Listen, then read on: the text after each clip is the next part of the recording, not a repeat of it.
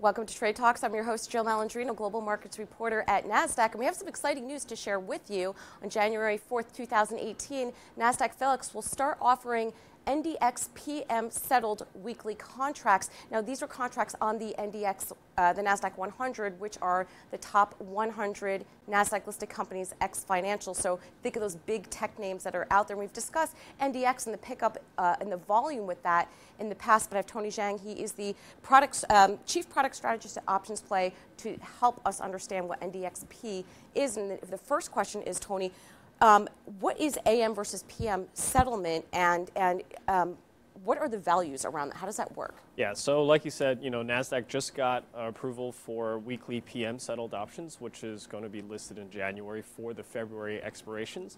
And the main difference is the old AM settled weekly contracts are effectively where you can trade them until Thursday afternoon, but they don't settle until the opening price on Friday, which leaves a little bit of a gap for a lot of traders. The new PM settled options are a little easier and much more in line with equity and ETF options, where you can trade them all the way through the close of Friday, and they're actually settled based on the Friday's closing values. So it seems as if there's some obvious advantages using PM settled options. I would imagine you don't have that overnight risk because a lot can happen from the close on Thursday to Friday morning open. Right. So the major advantage for the PM options is the fact that you can trade them all the way up till the close, which for the AM options you have that overnight gap risk of, or what we refer to as overnight gap risk, where once you close a position or have a position open at the end of Thursday, a news announcement or economic news can come out overnight, and that could shift prices substantially different by Friday morning. So if you look at the flow of index options, a lot of traders, what they do is they sell out of the money credit spreads, which means that they generally speaking want them to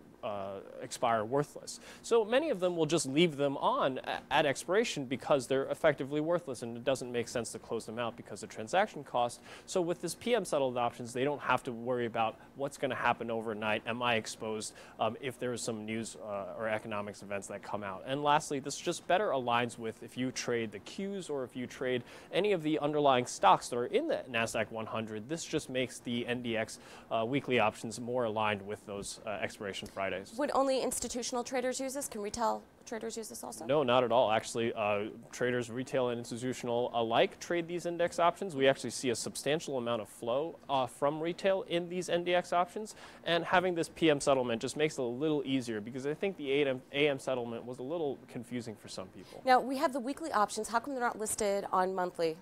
So the monthlies are still going to be listed under the NDX symbol. So the new PM settled weeklies will be under NDXP.